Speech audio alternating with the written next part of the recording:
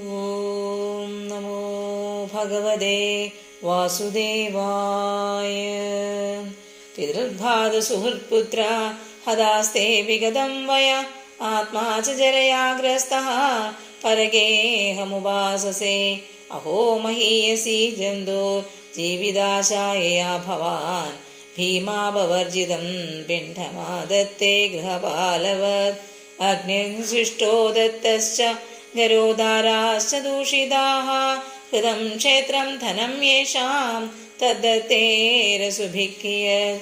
തസ്യാപി തവ ദേഹോऽയം കൃപണസ്യ ജിജീവിഷോ പരൈതി നിശ്ചിതോ ജീർണോ ജരയാ വാസസീവാം.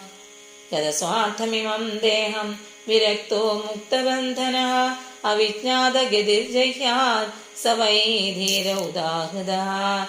യസ്വഗാത് പരതോ വേഹ ജാതനിർവേദാത്മവാൻ ഹൃദി കൃത്വാ ഹരിം കേഹാത് പ്രഭജേത് സ നരോത്തമഃ.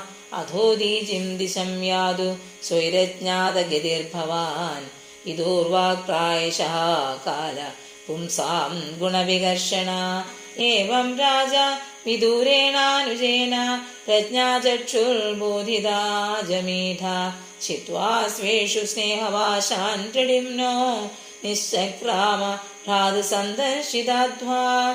പതിം പ്രയാന്തം സുബലസ്യ പുത്രി പതിവ്രതാ ചാനുജഗാമ സാധ്വി. ഹിമാലയം ന്യസ്യ ദണ്ഡപ്രഹർഷം മനസ്വിനാമിവ സത്സംപ്രഹാരഃ.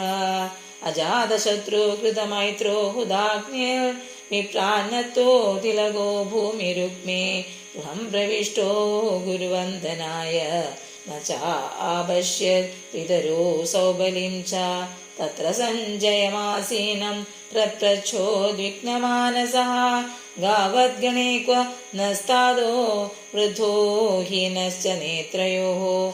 അംബാ ച ഹതപുത്രാർത്താ പിതൃവ്യാ ക്വ ഗതസുഹൃദ്. അഭിമയ്യകൃതപ്രജ്ഞേ ഹതബന്ധൂ സഭാര്യയാ.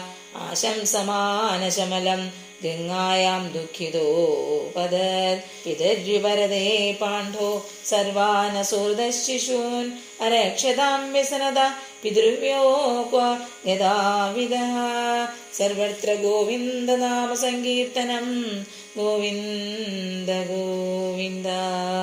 ഹരി ഓം.